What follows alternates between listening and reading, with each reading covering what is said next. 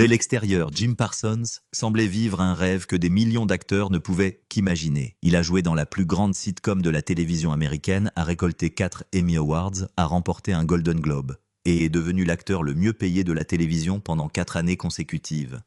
Pour le public, sa vie semblait être une combinaison parfaite de renommée, de réussite financière et de reconnaissance professionnelle, ne laissant presque aucun doute sur le fait qu'il en appréciait chaque seconde. Pourtant, derrière ce succès extraordinaire, se cachait une réalité privée que presque personne ne pouvait voir. Alors pourquoi un homme qui a réalisé tout ce qu'un acteur peut espérer admettre plus tard, à l'âge de 53 ans, qu'il a été malheureux pendant une grande partie de cela?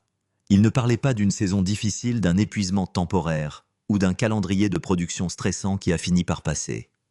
Il a décrit un malheur plus profond qui l'a suivi tout au long de ce que tout le monde croyait être les plus belles années de sa vie.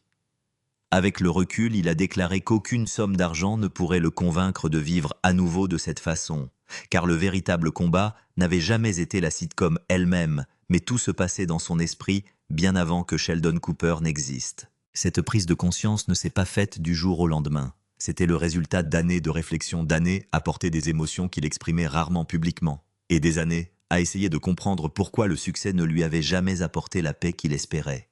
La confession semblait simple lorsqu'il prononça finalement ces mots, mais elle portait le poids de plus d'une décennie d'auto-examen silencieux. En juillet 2028, Jim s'est assis pour une interview en podcast et a partagé l'une des réflexions les plus personnelles de sa carrière.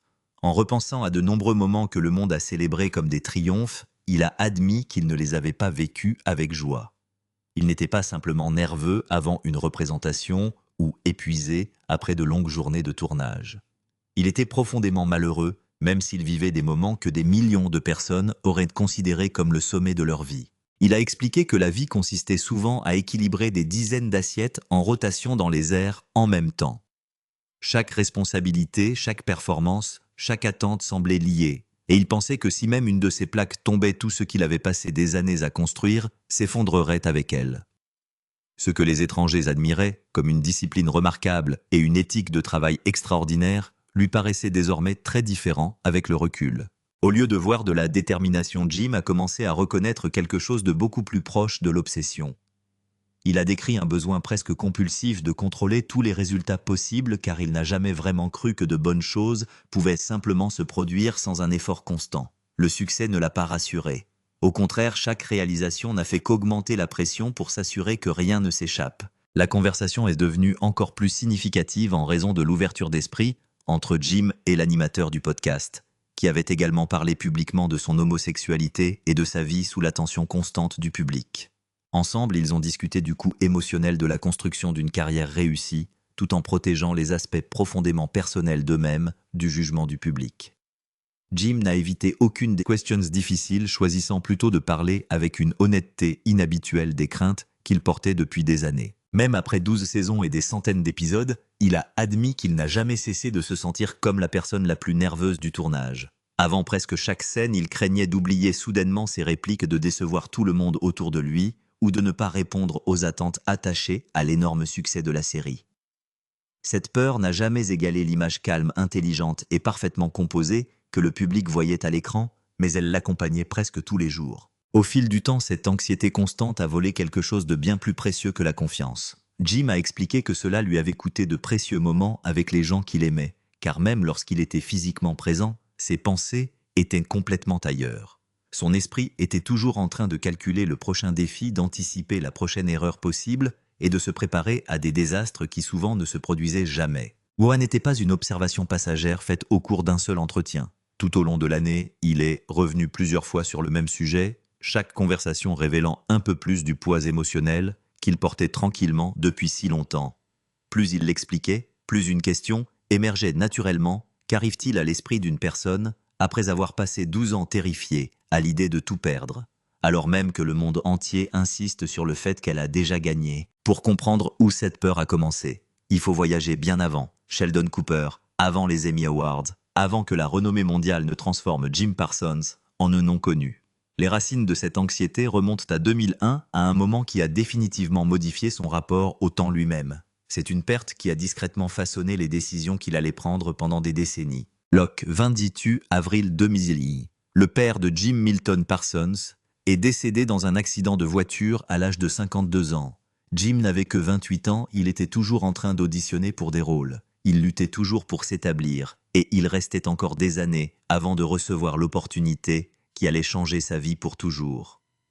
Son père, qui exploitait une entreprise de plomberie à Houston, aurait quitté la route seul avant d'être découvert plus tard par un conducteur qui passait. Le moment choisi pour cette tragédie restera profondément douloureux tout au long de la carrière de Jim. 6 ans plus tard, il décrochera enfin le rôle de Sheldon Cooper, lançant l'une des sitcoms télévisées les plus réussies et devenant l'un des acteurs les plus reconnaissables au monde.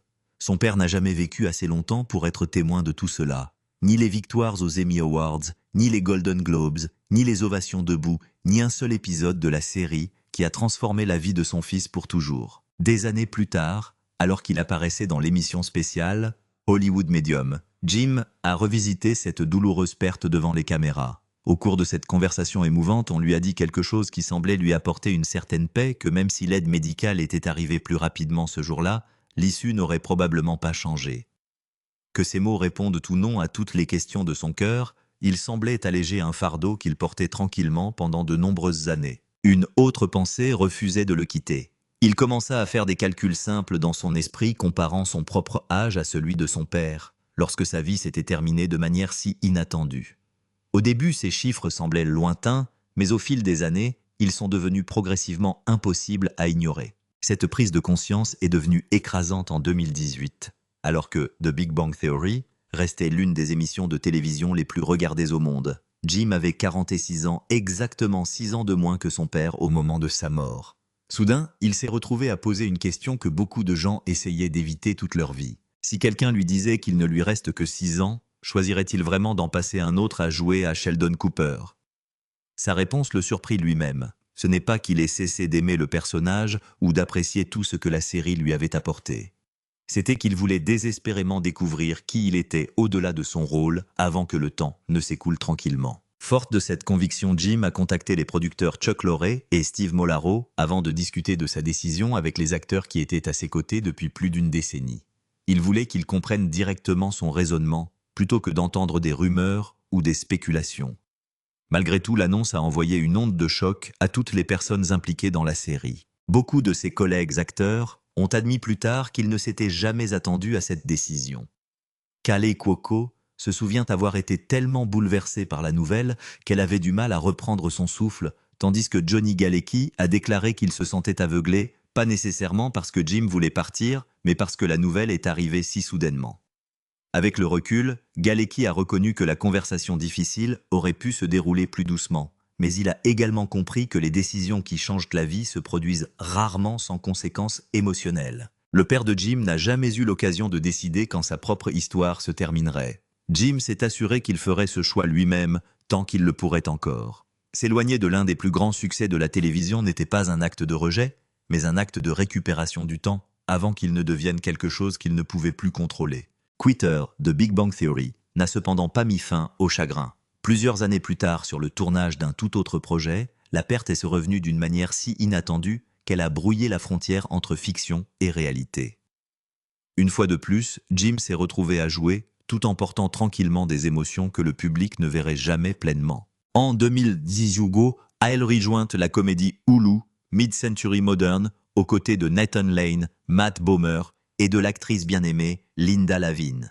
Inspirée en partie par l'esprit de The Golden Girls, la série suit 3 amis gays proches qui commencent ensemble un nouveau chapitre à Palm Springs, tandis que Lavin incarne la mère pleine d'esprit et à la langue acérée du personnage de Nathan Lane. Toutes les personnes impliquées dans la production ont parlé chaleureusement d'elle, décrivant quelqu'un dont la gentillesse allait bien au-delà du professionnalisme et permettait à chaque personne sur le plateau de se sentir véritablement valorisée. Puis la tragédie a frappé à une vitesse déchirante. Le 29 décembre 2024, alors qu'il ne restait plus que 3 épisodes à tourner, Linda Lavin décède à l'âge de 87 ans des suites d'un diagnostic de cancer du poumon à évolution rapide qui laisse peu de temps à son entourage pour se préparer. Les acteurs et l'équipe se sont soudainement retrouvés à pleurer un ami bien-aimé tout en étant confrontés à une décision créative impossible sur la façon dont la série devrait continuer. Selon les personnes impliquées dans la production, Lavigne avait déjà exprimé ses souhaits avant son décès, encourageant les scénaristes à ne pas éluder la vérité si quelque chose lui arrivait. Honorant ses souhaits, ils ont choisi de ne pas remplacer son personnage ou de le retirer discrètement de l'histoire. Au lieu de cela, ils ont écrit son passage dans la vie réelle dans le monde fictif de la série, créant ainsi l'un des épisodes les plus difficiles sur le plan émotionnel qu'ils aient jamais produit. Un détail l'a rendu l'expérience encore plus déchirante. Lors de son dernier voyage à l'hôpital, Lavigne aurait pris la main de son mari et lui aurait dit qu'elle l'aimait juste au cas où ce serait un de ses derniers mots. Les scénaristes ont soigneusement incorporé ce moment profondément personnel dans le scénario presque mot pour mot, permettant à son personnage d'exprimer le même sentiment final à sa famille de télévision. Avant la reprise du tournage, Hulu aurait donné aux acteurs et à l'équipe une semaine supplémentaire sans production, afin qu'ils puissent commencer à gérer ensemble cette perte dévastatrice. Même avec ce temps supplémentaire, le retour sur le plateau s'est avéré émotionnellement bouleversant. Jim se tenait aux côtés de Matt Bomer et du reste du casting interprétant des scènes de chagrin qui ne donnaient plus l'impression d'agir parce que le chagrin qui les entourait était douloureusement réel. Il pleurait une véritable amie tout en recréant une version fictive de ses adieux, le tout dans un calendrier de production qui laissait très peu de temps pour guérir avant que les caméras ne tournent à nouveau. Ce sont des moments que le public voit rarement lorsqu'il célèbre des performances terminées ou une télévision primée. Ils restent cachés sous le produit final poli, porté tranquillement par les personnes qui les ont vécus. Pourtant, ce n'était pas la première fois qu'on demandait à Jim Parsons de continuer à travailler, alors que son cœur portait quelque chose de bien plus lourd que ce qu'un scénario pourrait exprimer. Des années plus tôt, lors de la dernière partie de The Big Bang Theory, une autre perte profondément personnelle est survenue alors qu'il était déjà épuisé émotionnellement. Ce qui aurait dû être un joyeux adieu au rôle qui a changé sa vie est devenu un autre rappel que la vie attend rarement le moment parfait pour vous briser le cœur. La dernière saison de The Big Bang Theory devait être une célébration de tout ce que les acteurs et l'équipe avaient accompli ensemble au cours de 12 années inoubliables. Les fans attendaient des rires, de la nostalgie et un adieu approprié aux personnages qu'ils avaient accueillis chez eux pendant plus d'une décennie. Mais derrière les sourires capturés par les caméras, Jim menait tranquillement un autre combat émotionnel, qui le marquera durablement longtemps après la diffusion du dernier épisode. Au lieu de cela, c'est devenu l'une des périodes les plus difficiles de la vie de Jim. Alors que le tournage touchait à sa fin, l'un de ses chiens était en fin de vie, et Jim et son mari Todd ont pris la décision angoissante de le laisser rentrer chez eux, plutôt que de risquer qu'il meure seul chez le vétérinaire pendant que Jim était au travail. Quelques jours plus tard, alors que le reste du monde se préparait pour des mois d'émissions spéciales d'adieu et d'hommage, célébrant la fin d'un spectacle bien aimé, Jim s'est blessé sur scène. Depuis, il a décrit cette période comme les jours les plus effrayants de sa vie, affirmant que c'était comme se tenir au bord d'une falaise et regarder quelque chose de véritablement sombre. Cela se produisait alors que des millions de téléspectateurs se connectaient chaque semaine pour rire des bizarreries de Sheldon Cooper sans aucune idée de ce que portait l'acteur derrière lui. Il convient également de rappeler qu'il ne s'agit pas d'une perte de confiance ponctuelle pour Jim. Même des années après avoir joué le même personnage, et même plus tard sur les scènes de Broadway devant un public en direct, il a déclaré que la peur de vider ses répliques n'avait jamais complètement disparu, faisant de lui, de son propre aveu, la personne la plus nerveuse dans presque toutes les pièces dans lesquelles il a travaillé. Joan n'était pas la première fois que Jim apprenait à cacher sa douleur derrière une performance. Bien avant qu'Hollywood connaisse son nom, il avait déjà passé des années à maîtriser exactement cette compétence pour une raison complètement différente. Le placard qu'il a construit avant que quiconque à Hollywood ne connaisse son nom. Ayant grandi dans une banlieue de Houston, fils d'un président d'entreprise de plomberie et d'un professeur d'école, Jim a joué dans des pièces de théâtre de la première à la terminale, une passion qui ne l'a jamais vraiment quitté, même lorsqu'il a essayé de l'abandonner. À un moment donné convaincu que le métier d'acteur était une carrière trop peu pratique à poursuivre, il a en fait arrêté pendant 1 an, prévoyant plutôt de revenir en arrière et de terminer un diplôme en commerce comme le ferait une personne sensée. C'est en regardant ses amis acteurs répéter et les encouragements de Todd Spiewak, alors son petit ami, qui l'ont ramené. Ils ont finalement déménagé ensemble à Los Angeles pour que Jim puisse continuer à jouer sérieusement, et il a ensuite obtenu une maîtrise en théâtre classique à l'université de San Diego. Mais derrière toute cette ambition se cachait une peur qui n'avait rien à voir avec le risque professionnel. Jim a passé des années à être terrifié à l'idée d'être découvert comme gay. Cette peur ne s'est pas estompée lorsqu'il est devenu adulte, ni lorsqu'il a déménagé à New York pour poursuivre une carrière d'acteur. Il a déclaré que même la vue d'un défilé de la fierté l'effrayait parce qu'il savait que les gens autour de lui avaient des opinions haineuses sur qui il était exactement. Alors il évitait complètement les quartiers gay-friendly, juste pour rester invisible, choisissant de se fondre dans les pâtés de maisons ordinaires plutôt que de risquer d'être remarqué pour celui qu'il aimait réellement. Lui et Todd étaient ensemble depuis environ 10 ans avant que Jim ne fasse son coming out public quelques jours seulement après la diffusion de la finale de la saison de Big Bang Theory. Il a dit que rencontrer Todd était la véritable raison pour laquelle il avait finalement eu cette conversation avec sa famille, parce que Todd comptait trop pour le garder caché. Jim était terrifié à l'idée que cette annonce puisse nuire à sa carrière, voire lui coûter la série. À une époque où les hommes principaux des sitcoms des grands réseaux se manifestaient rarement publiquement, en particulier ceux incarnant des personnages appréciés par un public large, grand public, et pas toujours progressiste. Au lieu de cela, c'est le contraire qui s'est produit. Il a déclaré que faire partie d'une communauté qui fait toujours face à une hostilité ouverte lui a donné une force à laquelle il ne s'attendait pas, et que cela a plutôt aidé sa carrière que de lui nuire. Bien avant cela, cependant, le couple avait déjà été discrètement honoré pour ce qu'il était invité à une cérémonie de remise de prix respectée en Californie, qui les célébrait comme un couple gay, inspirant des années avant même que le mariage ne soit légalement possible pour eux partout dans le pays. Jim a déclaré qu'il n'avait jamais vraiment compris qu'il était présenté de cette façon, insistant sur le fait qu'il n'avait jamais considéré sa relation avec Todd comme une sorte de déclaration ou d'activisme, juste une vie ordinaire construite sur un amour ordinaire. Lui et Todd se sont mariés en 2017 après environ 15 ans de vie commune, et Jim a décrit leur vie quotidienne depuis comme étant presque délibérément banale, pleine des mêmes routines que le mariage de n'importe qui d'autre. Mais même après avoir construit toute une vie avec la personne qu'il aime, et même après avoir finalement été honnête avec le monde sur qui il est, Jim ne pouvait toujours pas distancer ce qu'il avait façonné depuis l'âge de 28 ans. Le rôle que l'argent ne pourra jamais racheter. Chaque réflexion que Jim a donnée en 2026 revient toujours à la même idée. Tant. Il a ouvertement déclaré qu'aucune somme d'argent ne pourrait l'amener à revenir à la version de lui-même qui existait pendant les plus grandes années de Big Bang Theory. La version est constamment surmenée, se préparant constamment à l'échec. Il a qualifié cela de période de sa vie où il s'était torturé, ce qui est précieux avec le recul, mais ce n'est pas quelque chose qu'il choisirait de répéter. C'est une chose étrange à entendre de la part de quelqu'un qui a atteint exactement le genre de succès dont la plupart des acteurs ne se rapprochent jamais. 4 Emmy, un Golden Globe, une nomination au Tony des années plus tard pour la pièce Mother Play, une représentation dans Our Town. Des années plus tôt, Broadway a joué dans The Normal Heart Harvey, An Act of God et The Boys in the Band, une pièce qu'il a ensuite reprise à l'écran. Ce qui est facile à oublier maintenant, c'est à quel point il a failli ne jamais rien obtenir. Avant Big Bang Theory, Jim a auditionné pour environ 30 rôles différents, pour ensuite voir pilote après pilote être rejeté par la chaîne une fois qu'il avait réellement réservé le rôle. Il a même auditionné à la même époque pour la version américaine de The Office, même si cela n'a jamais fonctionné. Et il a depuis admis qu'il pensait en privé que toute la prémisse sonnait comme une mauvaise idée, une importation britannique que les Américains ne voudraient sûrement pas, une prédiction qui s'est avérée spectaculairement fausse. Lorsqu'il a finalement lu pour Sheldon Cooper, il a ressenti une attirance immédiate pour le personnage suffisamment forte pour qu'il ait sauté une fête la veille de son audition juste pour continuer à travailler sur ses répliques.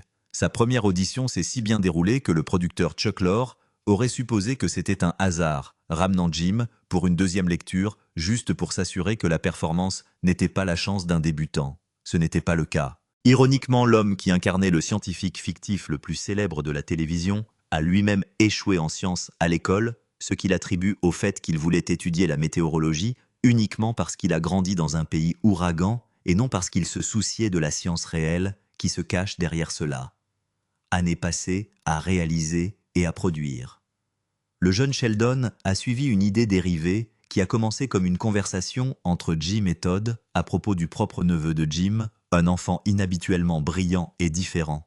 Une idée que Jim a finalement proposée directement à Chuck Lorre sans s'attendre à grand-chose. Entre 2011 et 2017, Forbes l'a désigné comme l'acteur le mieux payé de la télévision américaine, un titre qui a rendu sa première décennie de pilote rejetée presque méconnaissable avec le recul. Même avec le mérite d'un réalisateur à son actif, Jim a déclaré qu'il se considérait toujours comme fondamentalement une personne devant la caméra, quelqu'un qui ne se sent pas à l'aise en travaillant dans les coulisses. Actuellement, il est tous les soirs sur une scène de Broadway dans la comédie musicale Titanic. Sur le papier, on dirait un homme qui a tout.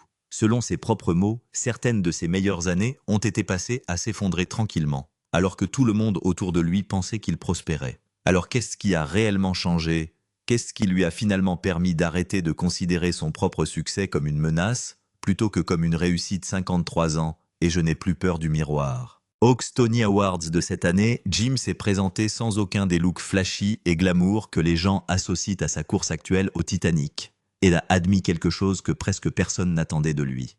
Il craint parfois que les fans qui se souviennent de lui sous le nom de Sheldon Cooper soient déçus par son apparence plus âgée maintenant.